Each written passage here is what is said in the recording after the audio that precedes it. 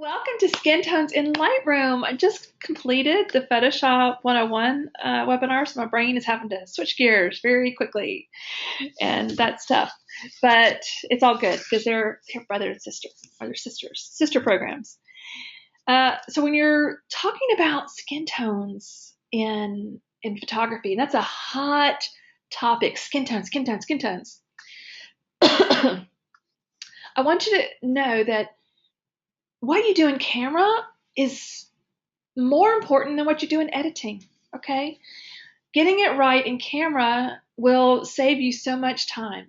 So what goes into good skin tones in camera? Well, exposing correctly, looking for the light, making sure you don't have any dappling. Dappling is when you, like say they're under a tree and the tree's kind of moving and so the light's hitting their faces in little splotches. That's dappling, and that is very hard to recover from. So look for that. Look for any color casts, like from a wall or the grass, things like that. And sometimes you can't avoid that, like grass making their face green, and you can fix that in post-processing. But sometimes just changing the pose a little bit or moving something can fix it. Also, and this is not in your notes, but if you went to my previous skin tones workshop, I've said this before, sometimes the lens. Some lenses just make creamier skin tones than other, especially like zoom lenses. So if you back up and zoom in, the Tamron 70 to 200 2.8 lens I have makes beautiful creamy skin tones, and so does the 85 millimeter. It's like a $300 lens, a 1.8 Nikon.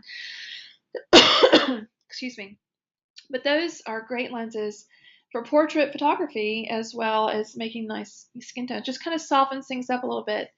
The 105 or 100 millimeter is also great for portraits. Okay, so let's get into editing. So you've taken the picture, you've done your best, and here we are. This is what you're left with. So I'm going to reset this picture. Whoops, got out of that. Okay. So here, this is what we're looking at. This is our after, and it's a beautiful shot, isn't it? These girls on the beach with these wreaths in their hair, and the wind is blowing, and it's sunset. It's beautiful, but they look a little pinky, don't they? But it's interesting that pinky really isn't pink. It's really blue. Too much blue in their skin. So the key to editing, the key to skin tones and editing is training your eye to see what's wrong with the picture, to see what needs to be corrected, okay? And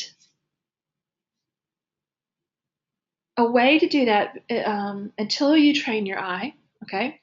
A way to get the hang of this is to look at numbers. And I hate to be a numbers girl, but sometimes they give you a starting point, give you a place to jump off from and go from there. So the numbers we're going to be looking at are right below our histogram. So right now, they're telling us our EXIF data. That just means this in-camera stuff, like what lens was used, or what the focal length is, what the aperture was, what the shutter speed was, what the ISO is. So that's your EXIF data. If I move my mouse into the picture, wherever my mouse is over, it's going to show us the color values of that area. So right here, see we've got RGB, red, green, blue, and it's telling us like a percentage. If I come over here to their skin, okay, we see the values. Now, and that's in the bottom of the right-hand page, bottom right-hand corner of the first page. If you don't have the notes, that's okay. Because when you get them, you'll say, oh, that's what she was talking about, and it's exactly what she said it was. So don't worry if you don't have the notes. All right, so if you look at the bottom, we see I've highlighted that area, okay? Oh, there we go. Had to make it pick back up. So I highlighted the red, green, blue area of that histogram, and so our red is 61.8%, and our green is 54.9%. And our blue is 57.8%. So, blue. That means that red and blue are highest values in that skin area. And that is what's causing that rosy pinkish look. It's actually too much blue. Now, I don't know, let's see. this is not in your notes, but I do want to show you. So I turned on soft proofing. This is not in your notes, so you might want to write it down. So I turned on soft proofing only to give me kind of a head start on this. This helps you if you're familiar with RGB values in Photoshop. If you're not, this really is not going to help you that much. All right, so just kind of watch and see what happens here. So when I move my mouse into it, when I have soft proofing on, now we've got different, we don't have percentages anymore. We have values. We have red is 169, green is 132, and blues are 144. The reason I did that is to tell you some rough numbers, okay? So the reds are typically going to be in the high 190s and 200s, typically, okay? Make that a rough number. 190s, 200s. Greens are typically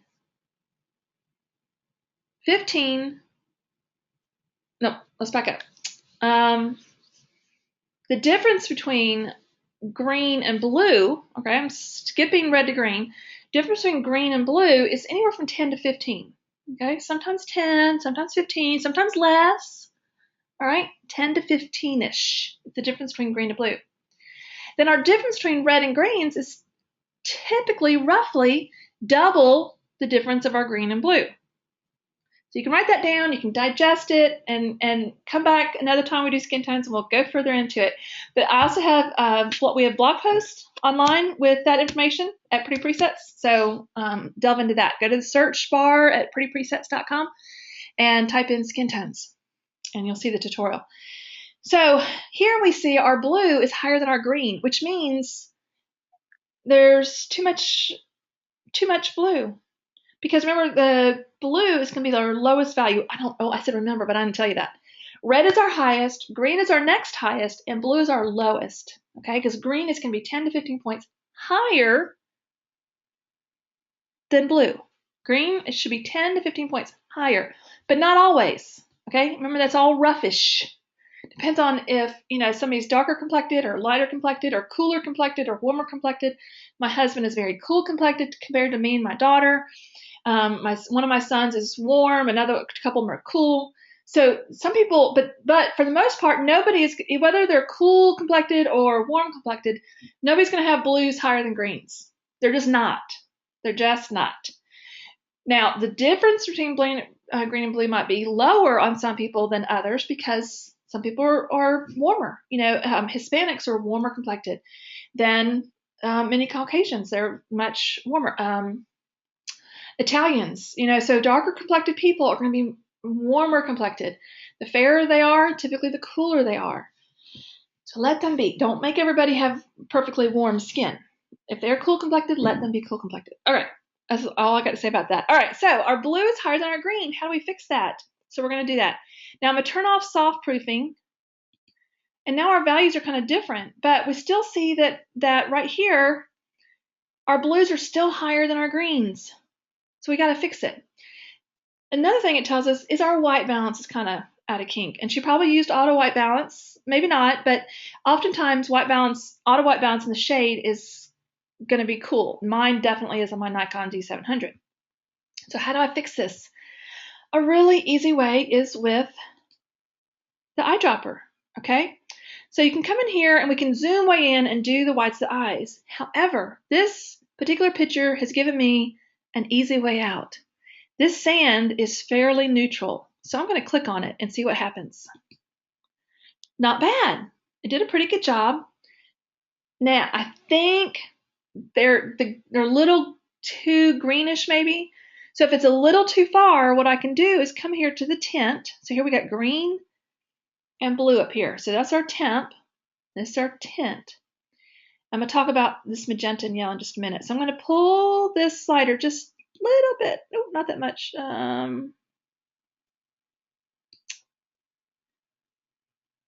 might have been actually enough. I went from 0.5 or +5 to +8. So I think that's enough. Now if we move back over, so now our blue is well below our greens. Our greens is 53.9. Our blues is 48.5. If you're sitting in your home and you're thinking, I don't have any idea where she is getting these numbers from, I'm confused. Let me explain again. But know that as I move my mouse over there, the numbers are going to disappear. So look at the histogram in the top right corner. See the color histogram? Right below it, we'll see red 59.3. Come on. So it's right over there. Okay, so they're right under this, directly under this, under the histogram. And wherever your mouse is, it's telling us what those colors are. So there's no color here. 100, 100, 100. So it's white. We can see our colors there and here. So these are all in the 70s. So it's very neutral. And that's why I clicked on that, because it's very, all the colors are even. So it's they're going to even each other out, and it's going to be neutral. And that is where you should click when you're trying to adjust the white balance with the eyedropper. Tint and temp. So the temperature is that warm versus cool, and then the tint is the green versus magenta. And sometimes images have too much magenta, and it makes somebody's hair look almost kind of red or auburn, and they don't normally have that. And it's probably because they've got too much magenta in the picture. And you just move that slider over a little bit. Don't be afraid to make changes here, because you can always go back to as shot. See, as shot. We can also try some different things. So we could try daylight. Oh, that did a very nice job, didn't it? Very nice job. Shade, a little too warm. Tungsten, whoo. Now, I'll tell you the truth. When I got started with photography, I had lots of pictures that looked like that. Fluorescent, too cool. Flash, nice. I will tell you that often in camera, they'll use the white balance, the flash white balance setting in your camera. It can really do a nice job, even when you're not using flash. Just a tip. Becky Kengel discovered that when she came out to my house for a workshop, and she did a blog post about it at Everyday Elements. Because she was amazed. I was like, oh yeah. I recommended it to her. She's like, I can't believe this. Okay, so let's go. I liked the daylight. Actually, I might have liked the flash better. I think so. So let's look at it. Yep, looks pretty good. All right. So we corrected the white balance, and that made a huge difference. Look at this. So white balance, getting that fixed. Sometimes you might like the white balance of the overall picture, but maybe your person is, because sometimes that can happen when you have almost two different white balances going on, one in the foreground, one in the background. So you really don't want to change it in the background. You just want to change it in the foreground. Well, how do you do that? So let's tackle that. And let's reset this. So let's say we just want to tackle them. And one thing we can do, and you have to play with it and see. Because sometimes just adding warmth will compound the problem. Sometimes what you need to do is maybe fix reds, which again, it's not a red problem, it's a blue problem, but we'll try it. Fix reds, okay? Again, this is not really a red problem, it's a blue problem, but we're gonna try it. This is out of the Perfect Portrait brush collection. And just because, let's say we like the look everywhere else, but we just wanna warm them up. I'm going to lower the flow down just a little bit. That's that layer opacity, which we'll talk about. Brush opacity. Okay, this is doing a pretty good job. All right, I like that. All right, so the fixed reds did a pretty good job. I'm going to do new. And now I'm just going to, oops, sorry, that thing popped out on me. And new, and I'm going to grab skin temp warm. Let's try this a little bit. I'm going to lower the flow down. Just warm them up a little bit.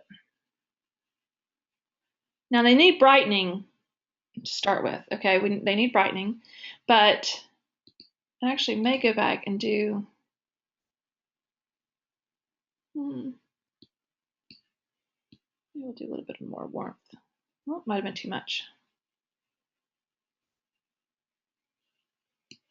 Okay, so if you use the brushes, again, this is when you'd want to save the white balance in the background or foreground, vice versa, but your subject is what you want to change.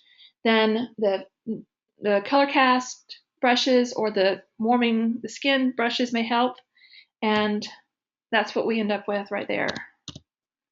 for that. So some quick fixes. I was able to get the skin tone to look a lot better. We can even split this, we'll see. Okay. Let's make it bigger. All right, see her skin tone? That's with the two brushes. This is I'm splitting the screen. If you don't know how I'm doing this, it is the before and after. You can quickly do it by hitting Y on your keyboard. Y like yes. Hit that, and then what I did was I click on the little triangle, and I chose before, after, left, right, split. Typically I do before, after, left, right like that. Okay, so different ways to do it. You can change the overall white balance globally over the entire canvas, or you can do it locally with brushes. Either way, just do what you have to do to get the look you want. Okay, so now you're going to work with the particulars, okay, like some red splotchiness or some blemishes or under eye circles, because all that feeds into the overall skin tone. You want it to be nice and even looking. You don't want it to be splotchiness. Okay, I'm going to zoom in a little bit. Okay, so she's a little red right here. She's got some sand on her face. So I've got two to work on. I'll try and be fast because I want to do another picture too. So I'm going to use the brushes. All right, we're going to talk about brushes in the second part of this, but you're getting a lot of it, a big preview here. And I'm going to click on, so when you load custom brushes, look for the word effect. Your brush panel may look like this, a very small one with just effect and amount and a black triangle, or it may look like effect, a name, a black triangle, and a bunch of sliders.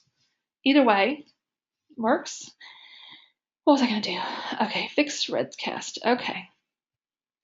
Now, I'm reducing the flow just so that we don't have any big noticeable changes. So I always add on more. So how it's kind of pulling that, it's a little, her skin, there's some parts that are red, sometimes they're not. So see in this area, we got a patch that's kind of whitish and then the rest is red. So that's more challenging to work out. You're going to have to be careful and work with that more.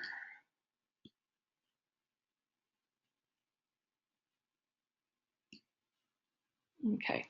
Don't want to spend too much time doing that because I want to move on. And so once you tackle some of the red color cast or whatever it is, maybe it's a green, once you tackle that, then tackle things like blemishes or under eye circles. Well, she's got some sand here. Use the clone heal, and sometimes heal works better than clone, and sometimes clone works better than heal, so just try them out. My brush, all these things are brushes. The circle should be a little bigger than what you're trying to,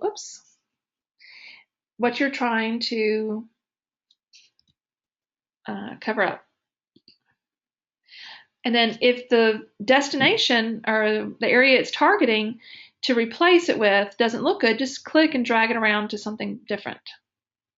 This is going to be trickier because it's on the edge of her nose. I'm actually going to drag up here.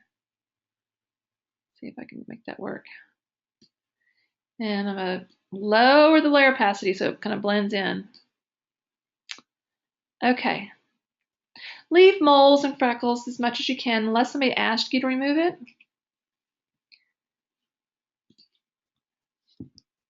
Next thing I'm going to work on is the under eye circles. Okay. And I'm going to click and I'm going to go down to skin under eye circles. And I like to use a low flow. And flow is just that, it's kind of like a layer opacity or brush opacity if you're familiar with Photoshop.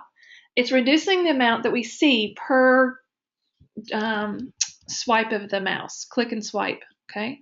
So we're not seeing 100% of it, we're just seeing some of it, all right? And if that's still too much, and sometimes it may not work, actually I need to back up. I know what I need to do. I need to brighten them up. You might look at it and think, well, they're plenty bright. They don't need to be brightened up. Well, if we look over here again, when we did the soft proofing, they're 185, and typically these fair girls are going to be well into the 200s. So I know I need to brighten them up a little bit. That was the big clue to me, but because sometimes your eyes can deceive you. Sometimes and some people like darker images, and that's a-okay too. But I want to brighten them up a little bit, and there's a few different ways we can do that. One, I could just, the overall, I'm going to increase the shadows a little bit. And the reason I wanted to tell you that is because sometimes increasing those shadows can have a nice effect on the skin tones, right? And then I'm going to reduce this clarity a little bit. That clarity is going to soften the image. And I'm going to increase the blacks, or decrease the blacks, sorry. Okay, and see how it drug my histogram over? It's giving us more contrast. And I'm tinkering with tint. I just can't help it. Okay.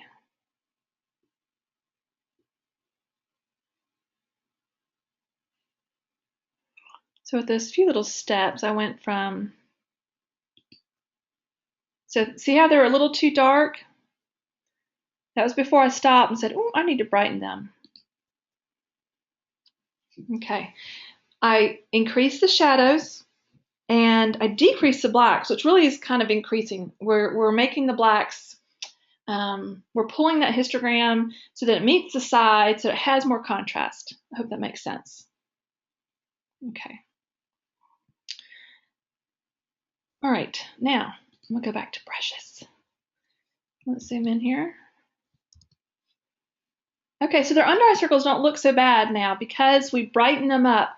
When they're too dark, things get contrasty and areas of shadows and contrast look even more significant. So really what we probably need to do here, and you can tell they have a little bit of makeup on, a concealer probably. So we don't want to really intensify that. So honestly, I would just use a, for this one, I will tell you this, 99.99% for under eye circles, I use under eye circle brush. I really, really do. But because she's got makeup on, I feel like it's going to make it worse. And so I'm just going to blur her under eye circles a little bit by reducing the clarity, by blurring it a little bit.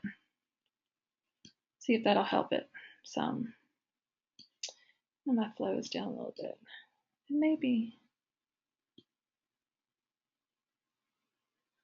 I don't know. She has a color there. All right. This one's a little more straightforward. And you want to click new. So I got kind of going into brushes a good bit here. Click new in between these brushes. And for her, and actually for both of them, I want to first take care of this under eye circle. So skin tones is about color and evenness and tone and taking care of color cast and any splotchiness and things like that. You want it to be pleasing and you want it to look like the person themselves. So don't fix under eye circles so much they don't even look like themselves anymore, that they look like a mannequin or something. So be careful about that. All right. And now I'm going to kind of accentuate their eyelashes, give them a little more clarity since I reduced the clarity, kind of blurred it a little bit. Now I'm going to add that back with this eyeliner or mascara. Either one will work. Either one will work. Make my brush small. I'm just going to drag right over her lid line.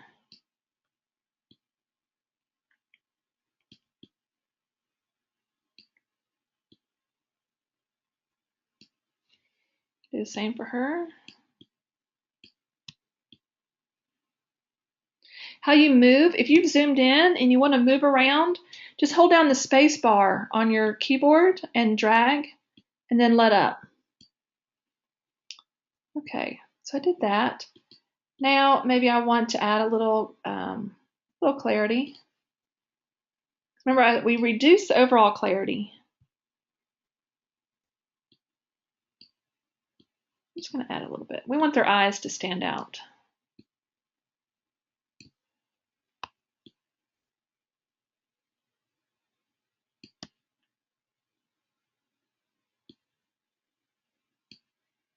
Okay. And now I'm can't help it. I know it's not okay. I'm gonna smooth the skin. I'm gonna leave the eyes alone. I just want to do their eyes. Now I'm gonna smooth the skin. So that smoothing the skin will help even out some of the splotchiness. So let's do that. Whoops. Actually, what's nice about Lightroom is that you don't need to worry about layer order. In Photoshop, we have to worry about layer order, don't we? You know, how the order of things and how they're going to be done. Sometimes it's not as bad. Taking care of this lipstick smudge on her face here. I think that's okay. A little bit there at the edge, but I'll leave it alone. Now Skin Smooth. And typically with the Skin Smooth, I like to use the mask overlay. And if you're new to Lightroom, but you've been using Photoshop, please know that masks in Lightroom are not the same as masks in Photoshop. They just aren't. Okay, I'm just going to back up a little bit. My Lightroom is unhappy with me.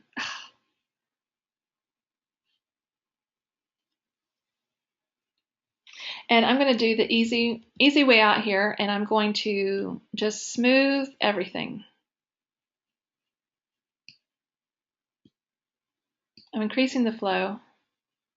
Why this is the easy way out is because I can go in and erase, and I don't have to take time to be so specific. And then I can just erase the area I didn't want to hit. So now I can erase over the eye. And because this is more of a, it's not going to be a shot that's real close up that gets printed, probably going to be more of a landscape or not a landscape, but one they print so that you can see the landscape and not just them. Okay. So I used the erase brush, which we'll get into, and I carved out the areas around their lips and their eyes, just so that it doesn't blur those areas too. Okay. And I'd want to brighten them up.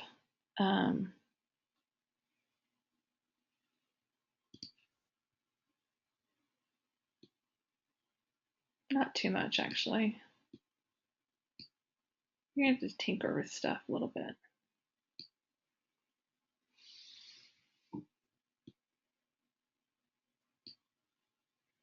All right. So let's do a quick before and after.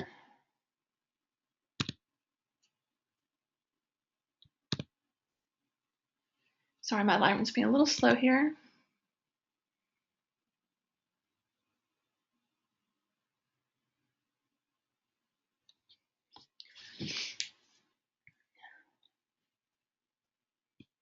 All right. There we go. Much better. So their skin tone is more normal. It's probably what they look like in person. We get to actually see their face. They're not too dark. I mean, there's other stuff we could do. We could brighten up their eyes, whiten their eyes, sharpen their eyes. There's other stuff we could do. I might tone down the lipstick. It's a little bright for me. You can do that by just desaturating a little bit. But a quick way to fix the skin tone. So I'm going to do it with another picture because that was pretty quick. And I will take questions at the end. Okay, so here is the picture that I've edited. And we see the before on the left side and the after on the right. And a big difference in the skin tones. And actually, she's a little green, and I can't decide if it's the water making me feel like she's a little green or if it's actually her in the edit. I'll have to look at that. Okay.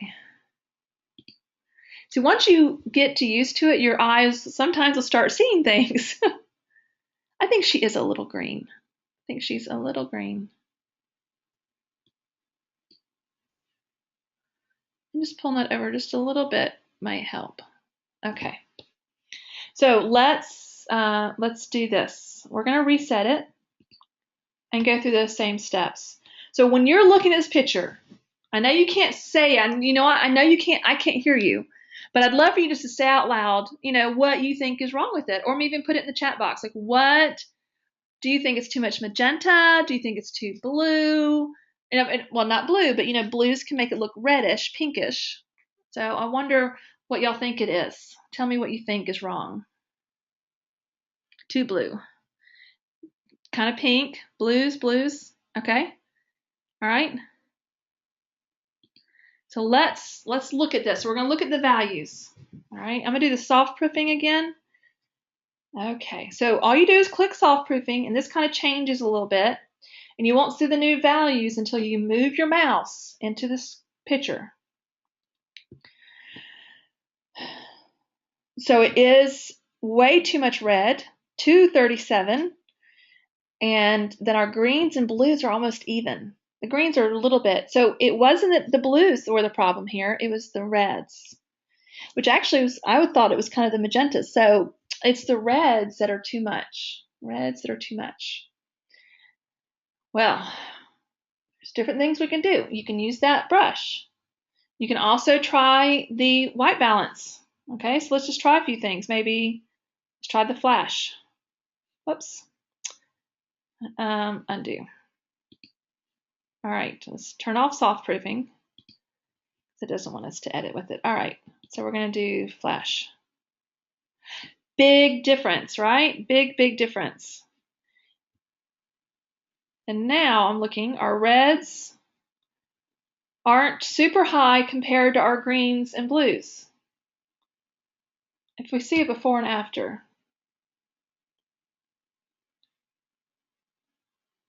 So now I'm throwing some more numbers at you. You asked for skin tones, I'm giving them to you. All right, so look under the histogram. We have two pictures, right? So now they're giving us two sets of numbers. They're giving us the before on the left and the after on the right. So reds used to be 85.3 and now they're 79.8. Greens used to be 75.1, now they're 76.1. They brought it up a little bit, okay? Now, I talked about having too much magenta. That's what I was kind of seeing, reds and magentas. Green and magenta are like a teeter-totter. So when you have not enough green, then you have too much magenta. Too much magenta, not enough green. So it's kind of up and down. And then our blues went from 73.9 to 71.7. So they took the blues down, it increased the greens, and it lowered the reds. So it pulled all the things that were going to add too much redness to our picture, pulled those out, and left us with something much more pleasing. And that was just with the flash preset. But that may not always work for yours, so try it. You can always use the white balance on the eyedropper. You can always use, so we'll do snapshot, we'll do flash preset. And now let's reset it, and we can try the fix reds. Do that before add warmth, okay? Because here we got a problem. We got too much reds, don't we?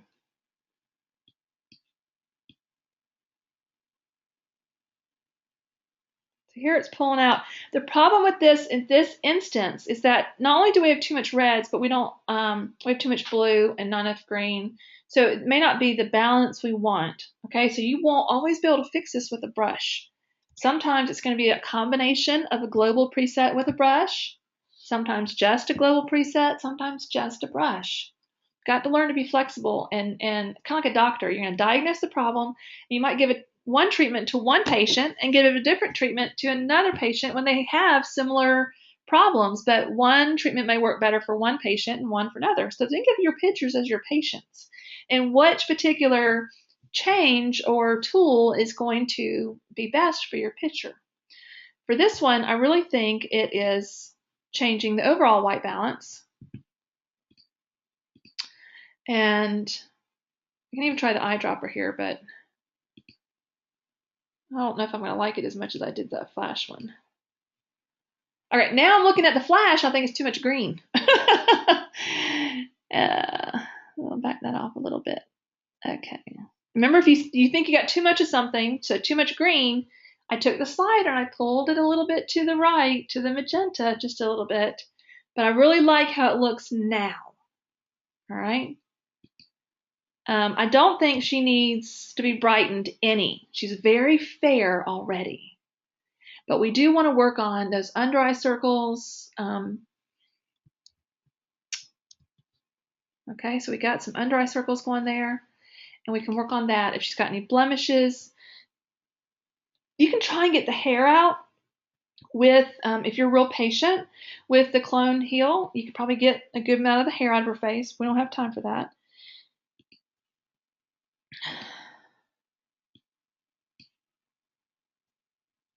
All right.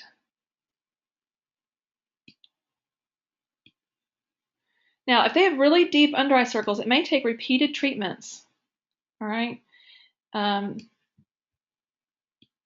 With this one, what I think I may do, so that was one swipe of it. So that's before the under eye circle fix brush. That's after. And it helped a lot. If you're still having problems, you can do it again. So click new, and we could do it again, just lower. Okay, you don't want too strong ones. If it brightens it up or makes it a different color, then maybe try the Fix Reds cast. Sometimes that works for that as well. I am going to use the Fix Reds just ever so slightly for just a little redness right here. Just a little redness. And just make sure your brush is the flow. Remember, that's that opacity. Only 40% of it's getting through right now. The other thing is, too, we could come in here and do a little bit of this and see if it helps. Pull out some of the redness of her eye.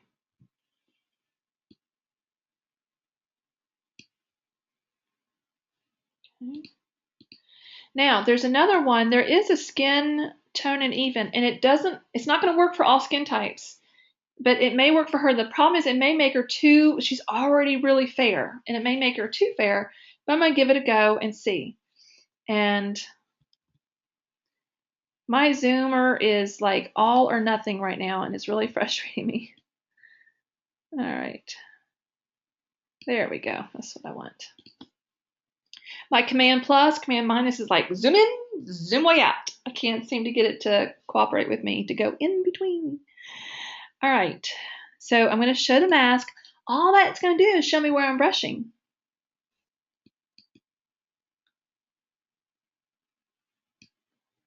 All right, so it's just going to show me. Be careful that when you let up, you don't accidentally click on another pin, because then you're going to activate that pin. Sorry, got a little tongue twisted.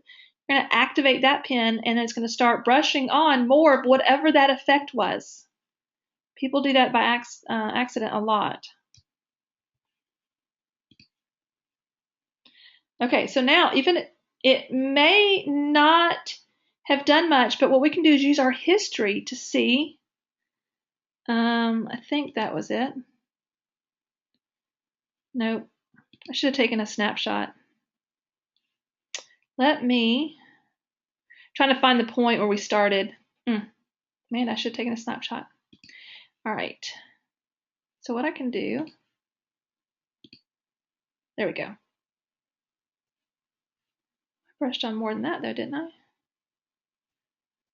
Oh, I started. There we go. There we go. Okay. There, show me my mask. All right. So what I can do is I'm going to delete it. So there's before the skin tone and even.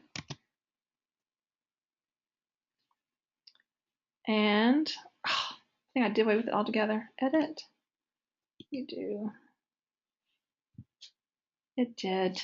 I went backwards twice instead of forwards twice. Command Y. See if I can get it to come. I should have done Command Y. Duck on it. All right, so let me brush it on again. I was trying to show a before and after of just the tone and even.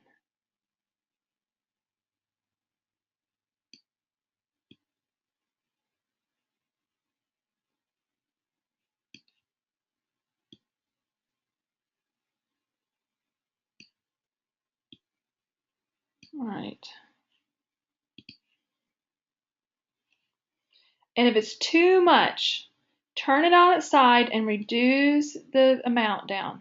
Okay, see that? You can turn on its side and say, I like it, but it's too strong, so I'm going to reduce it down a little bit. So you can always do that. This will turn off all our brushes. By clicking the little box down here in the bottom left corner, it's going to turn off all the brushes. So that's before all the brushes. That's with all the brushes. So that's with the under eye circle and fixing a little bit of redness on her cheek and toning. But I haven't smoothed or anything. So now I'm going to do that quickly. Quickly. I'm going to be lazy about it again, okay? And how am I lazy? I just brush all of it. So I'll show you so you can see. I brush all of it. And then I come over here and click erase. And now wherever I click and drag, it's going to erase the skin smoothing from it.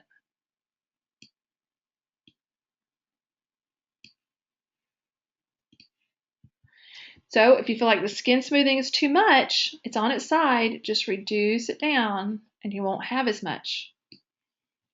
All right. Now I'm going to zoom in. I'm going to get these eyes because they are so beautiful and I can't help it. And come up here to eyes, color green.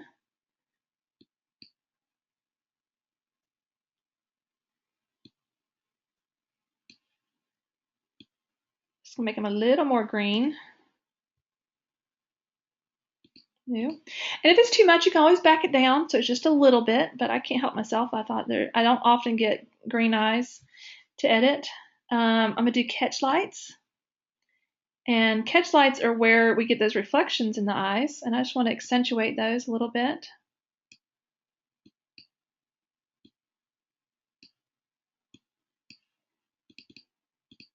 And I'm just going to sharpen, which is darkening it a little bit, isn't it? But that's okay. Ooh, if it darkens it too much for yours, just come in here and push up the exposure a little bit. Now be careful, don't make the eyes so beautiful that they're unbelievable. Because if they're out of this world, it's going to scream photoshopped, you know, and you don't want people to look at your picture and say, oh, that's been photoshopped. You don't. Now, I have had, one time I took a picture of some siblings, and their eyes were so gorgeous. I had to go around and tell people, that was out of the camera. Those eyes were straight out of the camera. They were incredible, how beautiful they were. I didn't hardly do anything to them. I was like, I did not mess with them in Photoshop. They are just that beautiful. Okay, so let's look at a quick, I'm going to do something really quick. I'm going to add color to those the flowers in her hair. Just thought that would kind of intensify that a little bit. All right. And let's do before and after. Big difference. Big difference, huh? I love it. I love this picture. It's beautiful. It makes me think she's a little mermaid in there. Okay. So we're kind of tapering off of the skin tones. I am going to make sure I didn't miss anything in the notes. Don't think so. So remember, what's involved with good skin tones is, you know, getting a good shot out of the camera. Exposure is very important. And exposing correctly, because if you underexpose, even if you bring it back in camera, in editing, you bring it back up so it's light enough, you're going to have noise in there, and you don't want that. So shoot correct exposure the best you can. Try and get the best white balance you can. A lot of times white balance is fixable in editing. It really is. Now, I've had an image that was so blue, like it was crazy bad blue, I couldn't really recover it. It was just awful. So be careful about that, just depending on editing to fix things. So white balance, exposure. If you have a zoom lens, back up and zoom in. That makes the bokeh beautiful in the background, and it helps make those skin tones lovely. The longer your lens, the better it is for portrait photography, and we're talking about skin tones, so you're taking portraits, and the longer lenses, so the longer the number, 85, 105, or 9, there's some 90s out there, 105. The zoom lens is like 70 to 200. Those will work really well for taking portraits and helping you get the best skin tone you can, that evenness and not as much contrasting and stuff. Okay, so if you have questions about skin tones, jot them down or type them in the chat box. At the end, I will answer those. Okay, sorry, my 17-year-old son was texting me. Almost 17, not 17 yet. And next month he will be. I can't believe I'll be old enough to have a 17-year-old. All right, so brushes and graduated filters. So we've already been using the brushes and filters, but I'm gonna use them more in here and explain more. Okay, now let's come back down. Whoops, I want my film strip. All right, so we have another picture here. Beautiful beach shot, I love it. We're gonna tackle it with some brushes and some graduated filters. I'm just kind of looking over the notes. If you don't have the notes, it's okay. At the end, I will tell you how to get them, and know that everything I'm really talking about tonight is on there, and if it isn't, then I'm letting you know and you can jot that down. So brushes, I kind of jumped right into brushes with skin tones. Brushes are local adjustments. And if you're brand new to Lightroom, you might have been like watching me during skin tones thinking, I don't know what she's talking about the brush. I don't even know what a brush is. And I'm sorry, I kind of jump in there first, and then I'm going to backpedal for those who are beginners. So we have global edits in Lightroom, and then we have local edits in Lightroom, just like we have global edits in Photoshop and local edits. So global edits can be over the entire picture. So if I brighten up her entire picture, I would do that with the basic panel or with the tone curve. And here, I'll do it in tone curve to be different. And to brighten up, I can just kind of click and drag up on the curve here. Whoops, I want, that is what I want. All right, so I can click and drag up like that. And then to add a little contrast, I can drag down, so I have a little bit of an S curve, make it a little brighter. Okay, so we brightened her up a little bit. Maybe I need to brighten her up a little bit more, but that's over the entire picture. It's not, I can't pinpoint. But what if we just wanted her to be brighter and we wanted the rest of the background to be as is and leave that alone? We would need to do that with a brush. Okay, same as when we were talking about white balance. So if I change the white balance here, it changes the white balance over the entire picture. I don't get to choose. So here again, I'm going to use the sand because it's a great neutral. So I'm going to click, I just clicked on the sand because it's a nice neutral coloring. And I might look at her and say, oh, she is a little greenish to me. That's what I was actually thinking. And so I might pull that a little bit over this way, or we could change the white balance preset. We could do that as well. But now I'm thinking, I don't want to brighten the overall image anymore, but I do want to brighten her up a little bit. So then we would talk about a local adjustment. So it's local to only her and nothing else. And I'd come over here and just like grab a basics brighten. Or there's also a brighten in add light in the perfect portrait. But I'm just going to do brighten. Now the brighten is pretty strong, so I'm going to start low because I can always add more. So I'll talk about that right now. Here with flow. Flow is reducing how much we see of it. So here we're only going to see 50% of it.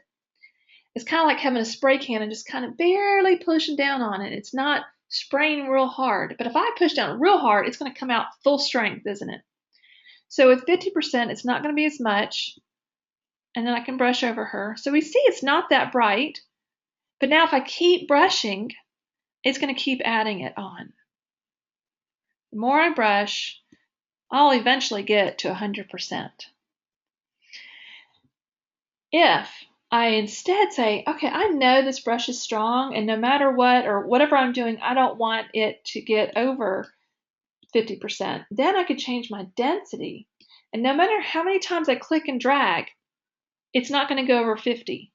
Now, if I come up here and do a new brush and then brush over the same place again, then yeah, it's going to keep adding it. But in that particular time, it's not going to add more than 50% ever, no matter how much we add to it. And let me show you that. So let's say we do darken, and I'm going to keep it, everything's at 100%. So I do this. So that's at 100% right there. Now I'm going to click new, okay, and I'm going to reduce the flow down to 50%, or about 50. I'm going to brush right next to it. So it's not as dark, is it? It's a little darker, but not as much. But the more I let up and click and keep pushing, it's getting darker, isn't it? So it's eventually going to add up to be just as dark as over here. My pen, these are the little circles, are your pins. So this is telling us, hey, right here, you started brushing with the darkened brush. And then once I clicked new, it turned into a white circle, a white little thumb pin. And when I started a new one, it's a circle with a black circle inside. And the more I click and do it, it's cumulative. And it will keep adding up to that. Now, if I do a new one, let's do new, and instead we have it at 50% density, or about that, then if I click and do it, it's the most it ever will do. It won't ever get above that 50%, no matter how many times I click and keep adding to it. I'm going further, so it's doing it, but in that one area, it's not getting any darker than 50%. See that? All right. So you can use those different settings to best use the brushes as you know them.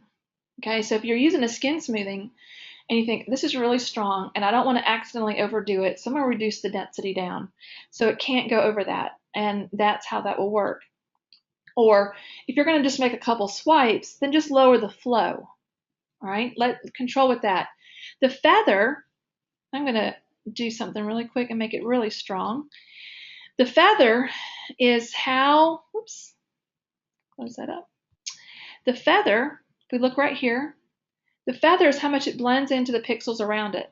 So I'm going to draw, click and drag. There's no feather. My feather is 0. So it's very defined. It will only be on a handful of occasions that you will use a 0 feather brush in Lightroom. You just won't. With most portrait editing, you're going to have some type of feather so that it blends into the pixels around it. And I'll do, let's say, 50% feather here. So see how it's kind of blending in the edges? And now let's do 100% feather. So now if you see, it blends, it starts about right here and it's blending all the way to here. Here it's starting about here and blending. So the 100% feather is going to blend the most. This 0 is very defined. But you do see that you can go fairly down. I mean, you can have a pretty low feather and still have it blending a good bit. Well, that's at 36. Let's go back up to 50. And I will tell you, the smaller your brush, that smaller the feather. The bigger your brush, the bigger the feather, because it's going to need to blend in further because you're using a big brush. Big, little, okay? Don't overcomplicate this in your head. Little circle, little brush. Big circle, big brush.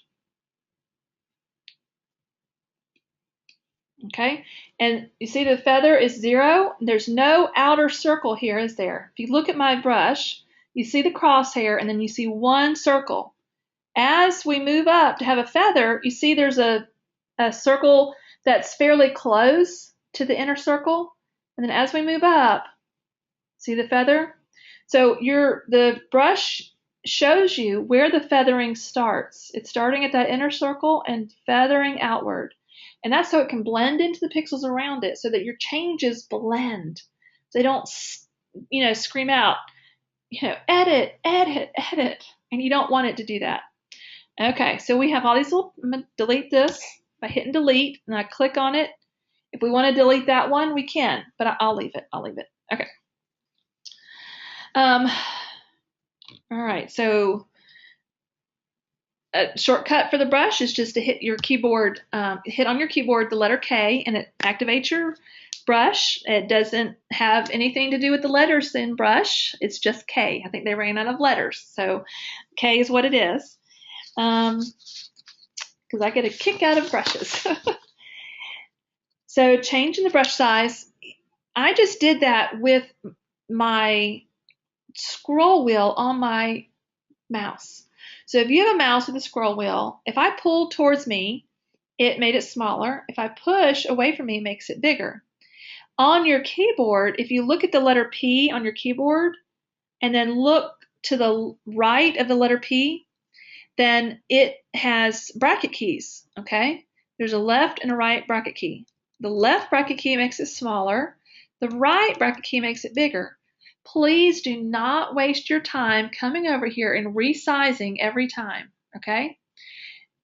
Do it with your, get a mouse with the scroll wheel, or just put your hand over it, the bracket keys on your keyboard, and I use my my forefinger and my middle finger, and I just go smaller, bigger, smaller, bigger. Okay. Feather, erase. All right. Why are there two brushes here, A and B? A and B. They are really the same brush tool. There's nothing different about them. It just is going to keep your setting. So we might say, okay, B is going to be my 50% opacity feather. No, sorry, 100% feather, 50% flow, because that's what typically I'll do. And that'll be my lower flow brush. And then my A brush will be my 100 everything. And so I know if I'm going to use, let's say like skin smoothing, and I only wanted it 50%, then I can use my B brush, okay, and smooth that way. So there's nothing tricky about that. And there is a control, there is a shortcut to going to it, and I forgot what it is now. There is a shortcut to switch between the two, so you don't have to move over here. Oh, I forgot what it is. I'll have to look that up. And if you want to see what your brushes have done, like a before and after. So if I come to this picture and we want to see what just the brushes have done for us, then you come to the bottom left corner, and there's a white box and a black box. Click on the black box to turn off all the brushes. So that's before the brushes. That's after the brushes. Okay? I'd want to add more contrast to their eyes, probably. All right. So that is before and after, or you can reset everything and start over. Okay. There's a good little explanation about automask. I tend not to use it because it tends not to be what I want it to be. I'm kind of guessing what mask you're going to want. On the next page, it talks about reasons to use the adjustment brush whenever possible. And I agree. I tend to do my clean edit with just a few of the global edits in the basic panel, but the majority of my edits are going to be with brushes. And the reason being is because then I can go add presets, and it's not going to overwrite my brushes. It's never going to. So if I do a clean edit with the brushes, it will stay there as I play presets. Whereas if I did all my edits with the basic panel or split toning or HSL, then when I go play preset, it could look very different than I anticipated it to be. Because what's going to happen is it's going to move all those sliders, and it's going to be working off that really magenta picture, or that really red picture, or that really blue picture. But if you fix it with a brush, then the presets are going to play better and look better for you. And you can layer brushes. You can't really, some presets you can some sets of presets are layerable only because they're using different panels. But if the creative presets are typically competing for the same panels, and you cannot layer creative presets for the most part unless they were designed to use separate panels. I hope that makes sense. I'm talking, and if you're a beginner, that's probably losing you, and I apologize. But brushes can be layered one on top of the other.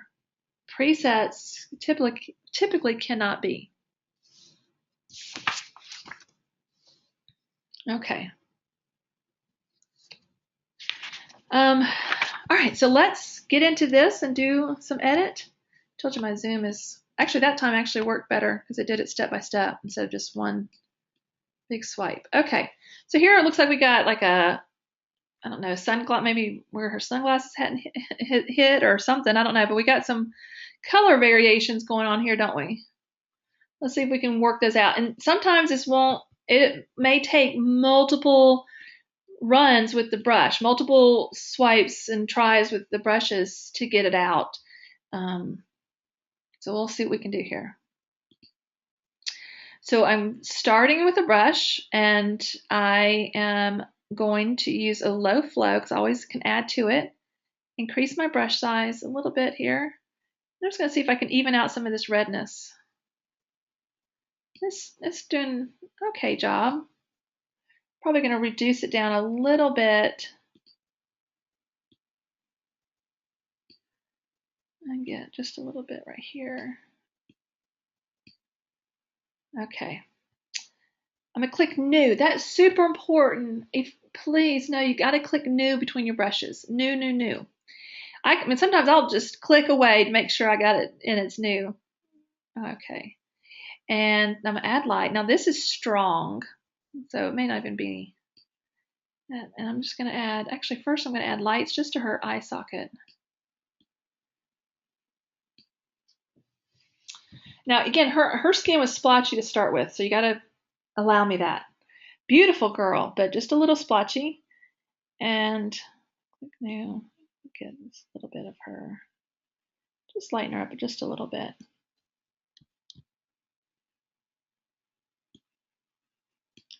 Now, got to be careful.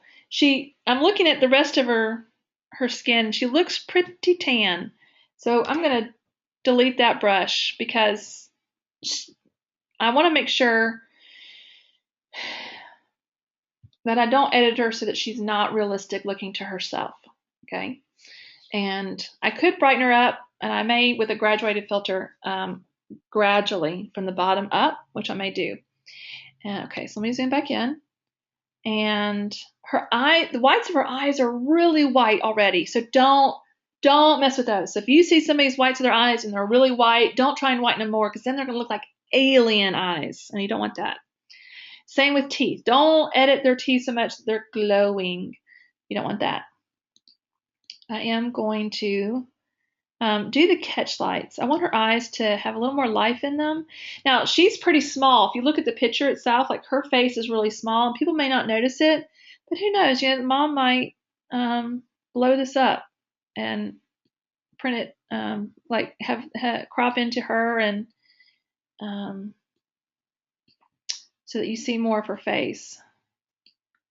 I'm just going to add a little light to her eyes a little bit. And I'm going to smooth her skin. I won't take the lazy way out. I'm going to use the mask overlay, which just shows me where I'm brushing. Doesn't hide anything.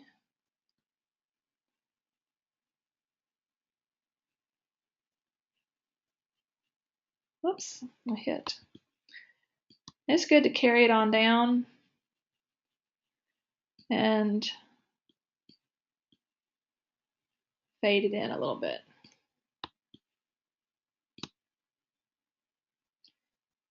Hit part of her eye here.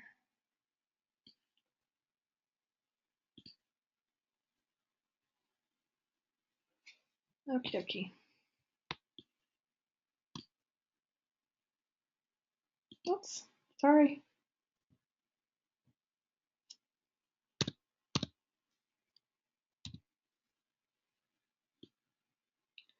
a before and after. So she was a little underexposed.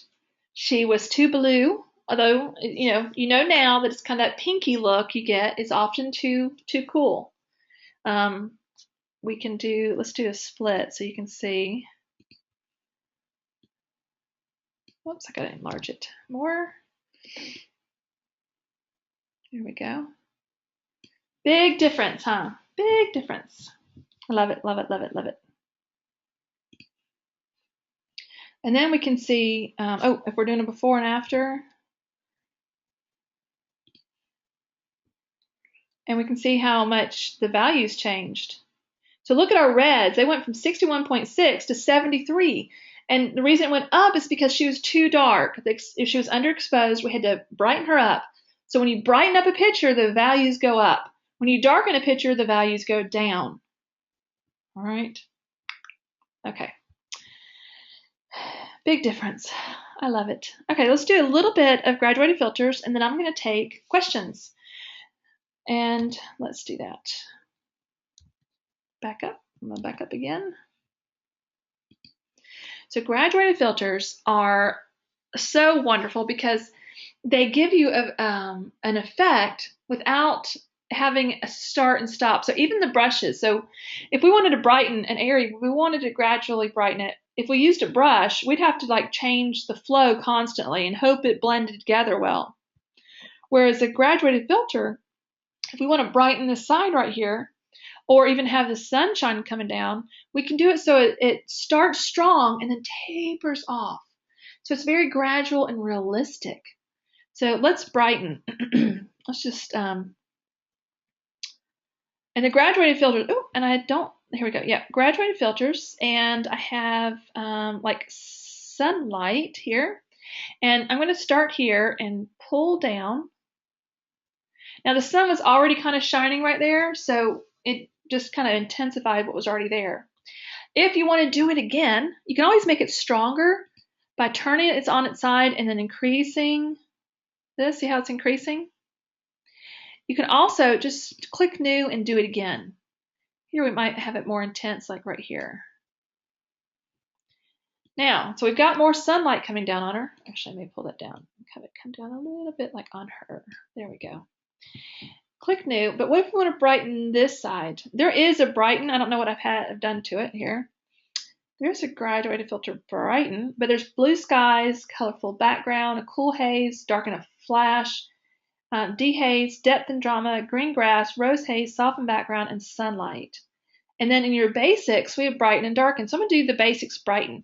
The brushes show up in the graduated filters, and the graduated filters show up in the brushes.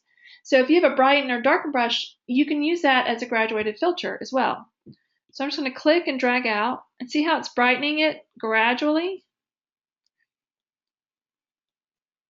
If we wanted to instead like do the sunlight, so it's a little more warm, and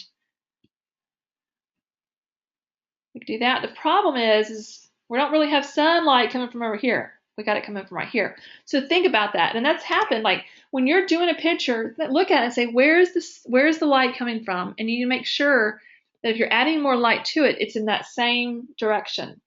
Now you can balance, like lightening this was fine, but we can't add sunlight to it because sun's not coming from that direction. But we can brighten it up like this. There we go. So it's graduated filter. Let's see. So we got the green grass. Oh, I used it down here on this other one. So if I wanted to make the water a little blue but a little green at the same time, what we can do is blue skies. So click and drag up. Okay, so it just made the water a little bluer. Don't worry that it's getting on her because at that point it's very faint. There is no erase in the graduated filters. There is no erase. So if it gets on it, then what you'll have to do, so if we pulled it up and she got a little bluish, then we would have to use a brush to fix it, to counteract that.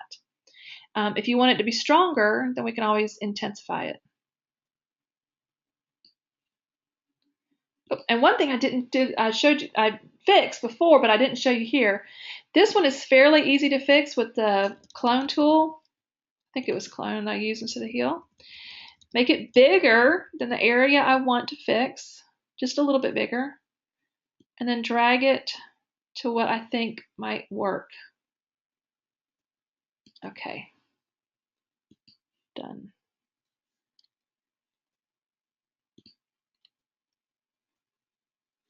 So if you want to see the graduated filter before and after, see. There's before the blue skies, but I used it for water instead. I've done it before, so sometimes ocean water can look murky and you can kind of blue it up a little bit with the blue skies, but instead use it on the water and it makes it a little blue.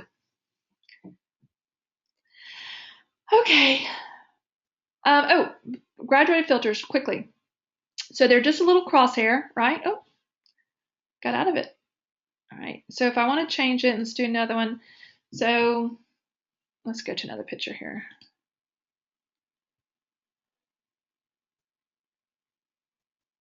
Let's say this one right here. Okay. So let's say I want to add a little light from this side. And I'm going to change it to Basics Brighten. And see, it's a little crosshair. And you can start off here. You can start out here and start dragging so that the effect is that much more minimal down here. Like it fades off even faster. You can change these lines by holding down a combination of Alt or Command. So Alt and click will bring in both those and make it like that, okay? Oops, and it jumped back on me. Come on now. There we go. Holding down Command will allow you to then, say I need to, instead of starting over, deleting it and starting over and say, I meant to pull it out all this way, hold down Command and just grab. Okay, and then you can also just grab and sometimes pull that way, and you can alter it, the direction, come on now, there we go, by coming out from the circle a little bit and clicking and then turning it. So you can have it come from a corner. There we go. And if we want to add some sunlight to this one, just a little more.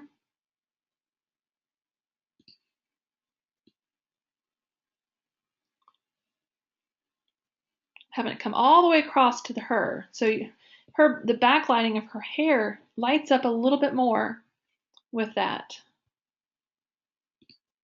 There's before it, there's after. All right, time for questions. It's gone quickly, hasn't it? In fact, I'm actually ran over because we're so used to starting at 7. I forgot we started at 6:45.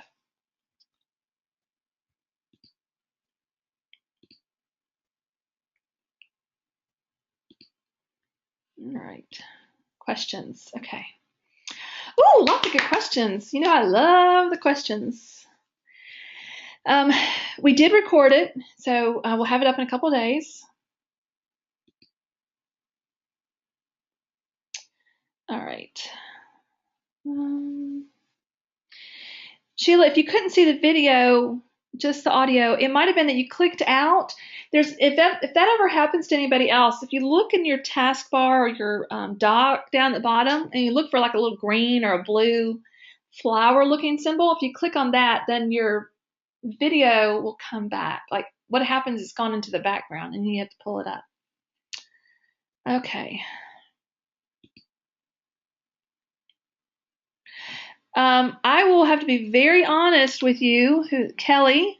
She said, what is the difference between perceptual and relative when I select soft proofing?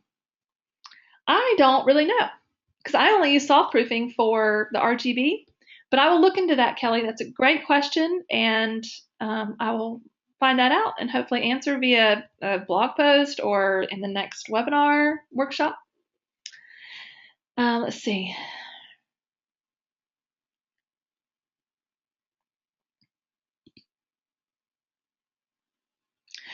Okay, good question. When using the catch light brush, are you going over existing catch lights or are you making new catch lights in the eyes? Great question. I was going over existing catch lights. There are times when I've used an extremely bright brush and brightened over an area just to brighten that a little bit to give us a little catch light is when there's like dead eyes. But I've only had to do that a handful of times. Usually there is some type of reflection. And that's something to be cognizant of. And I have a reflector with me almost all the time or something that can reflect. I've even pulled out pieces of paper.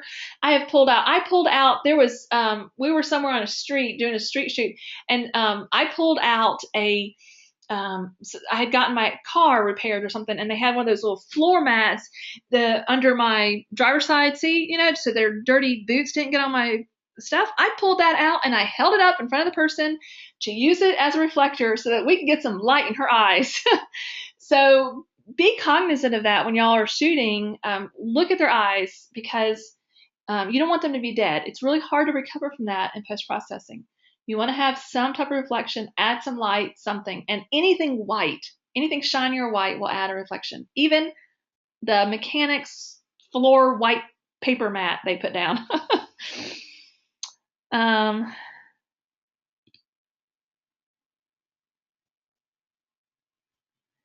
Okay, let's see. How am I deleting so fast? How am I deleting so fast? What did I delete? I don't know what I deleted, but I go back in time with Command Z or Control Z on a PC, Command Z on a Mac, and so I'll delete that way. I did reset several times, so that like deleted everything at once. Deleting the brushes, I just click on the pen and hit delete. So let's see. Hope, explain more if you're still around. What was I doing that I was deleting? Can you show the eyedropper thing again and when to use it? Sure thing, I can do that. And let's do another one here. Okay, so here's a picture on the beach. Again, it's sunset, but she's in the shade. Lots of times auto white balance in the shade is cool, so she's definitely too cool. And we're gonna grab the eyedropper. Now, we've got sand that's super neutral, so we can do that. The alternative, if there's no sand, nothing neutral, whites of the eyes work great. So I'm gonna zoom in and use the whites of her eyes. May not work as great because it is pretty far off. Whoops, come on now. I'm gonna have to use the navigator because it's not letting me. There we go. Okay.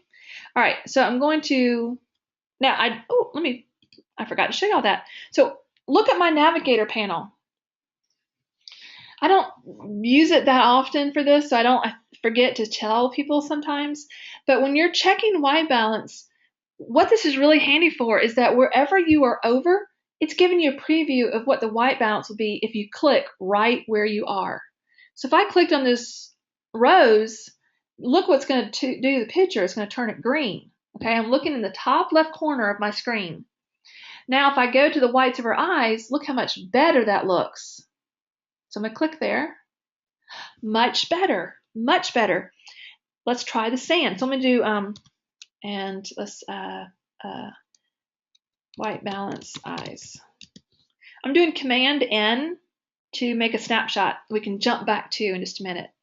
So now I'm going to reset it, and let's go down. I'm just going to move down to the sand.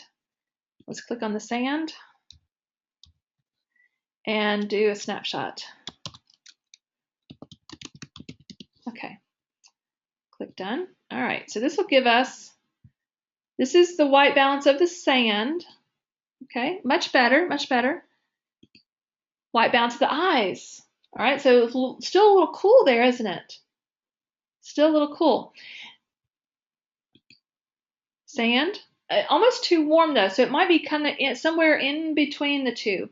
But you can keep clicking. That's what's nice. And one thing about the eyedropper is I don't like auto dismiss, because what happens with auto dismiss is as soon as you click somewhere, it pushes it back over there. Whereas I really like to keep it active until I have found what I like best, the white balance I like best. Okay, so we'll stay there and then brighten it a little bit. A little bit of blacks. Brighten the shadow a little bit. A bit of clarity. And I'll tell y'all, this was about brushes and graduate filters. But one of my favorite presets, if you're looking at purchasing anything with the coupon they have, I love the Clean Edit Work presets, and I love Workflow. They're the Workflow presets, and I love the Clean and Creative. I'm a workflow kind of girl. I mean, I like the clean edits, and those will give you that. But this was about the brushes. The Perfect Portrait is my favorite brush set. I love the graduated filters. I have them. Color Lux often gives me the colors I need to tweak and change and things like that. So good stuff. Okay, how did I delete a pin? All right, so let me get my brush and let's do a brush. Let's do, let's just do a brighten. Okay, add light, and let's add light right here on her. Okay, so it's an active pin right now, but when I click done, it's no longer active, but neither are our brushes. When I go back into brushes and I move my mouse in, I'll see the pins, whether it's 1 or 30. And I have had 30 pins before. But what you do is you click on the pin you want to delete, click on it. So now it's active again, and you hit the delete key on your keyboard. On a PC, you won't have that little poof of smoke, so don't think something's wrong and it's not working. That little poof of smoke is special for Macs, and I don't know why. I do have a PC, so I promise it still works, even though we don't have the poof of smoke. I have a PC desktop and my laptop's a Mac. So that's how you delete a pin. Okay, one more question. I love the questions.